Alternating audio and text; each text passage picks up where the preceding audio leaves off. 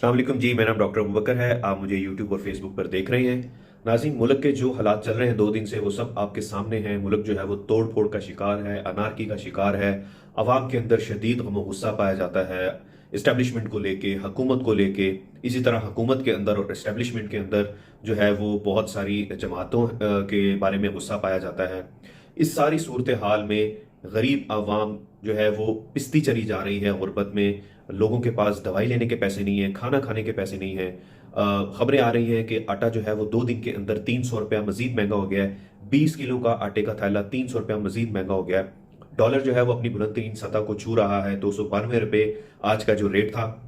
सोना जो है वो भी 9,000 रुपया फी तोला जो है वो महंगा हो गया है। जो ब्रिटिश काउंसिल ने भी जो अपने इम्तिहानात थे जो पाकिस्तान में, जो उनकी इंग्लिश लैंग्वेज के एग्जाम्स होते हैं, ओईटी और आइल्स वगैरह, जिसको पास करके डॉक्टर्स और बाकी लोग जो हैं वो दूसरे मुल्क में एंटर हो सकते हैं, वो ब्रिटिश काउंसिल ने कैंसिल कर दिए हैं। अगर देखा जाए तो एक जो डॉक्टर है वो ओईटी या आइल्स का एग्जाम तकरीबन 60 से 70 हज़ार रुपया पे करके वो एग्जाम की जो है वो सीट बुक करवाता है। अब वो एग्जाम कैंसिल हुआ है, पोस्टपोन नहीं हुआ, कैंसिल हुआ है। इसका मतलब है जिन जिन बच्चों ने फी पे की थी उन सब की फी जाया हो गई है। अब एक डॉक्टर जो इतने मुश्किल हालात में इतनी मेहनत करने के बाद एग्जाम के लिए पैसे इकट्ठे करता है, वो सब पैसे उसके जाया हो गए।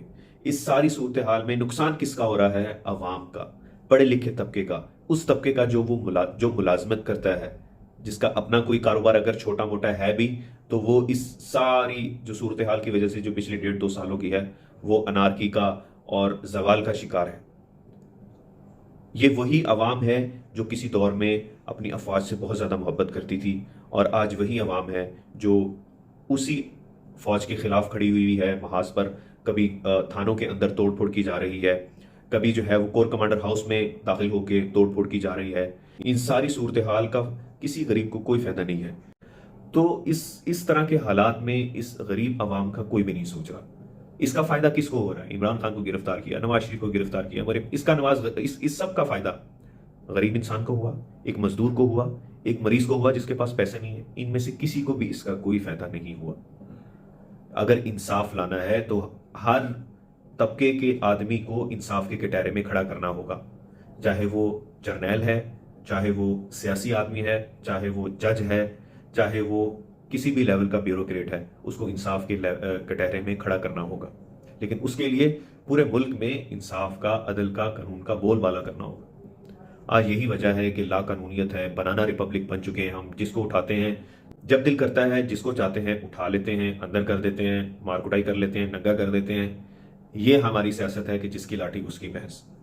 तो इस वक्त मुल्क के बहुत बुरे हालात हैं और किसी को कोई परवाह नहीं है गरीब की कि ये गरीब कहाँ जाएगा। तो इसलिए हमें अपने मुल्क के बारे में खुद सोचना है, पुरअमन रहना है, एक दूसरे के बारे में टॉलरेंस अपने अंदर पैदा करनी है। और हमारे बड़े लोगों को चाहिए, हुक्मरानों को चाहिए, अपोजिशन को चाहिए और इस्टेब्लिशमेंट को चाहिए कि इस मुल्क के बारे में सोचें, मिल बैठ के एक दूसरे के साथ मामलात को तय कर लें। शुक्रिया।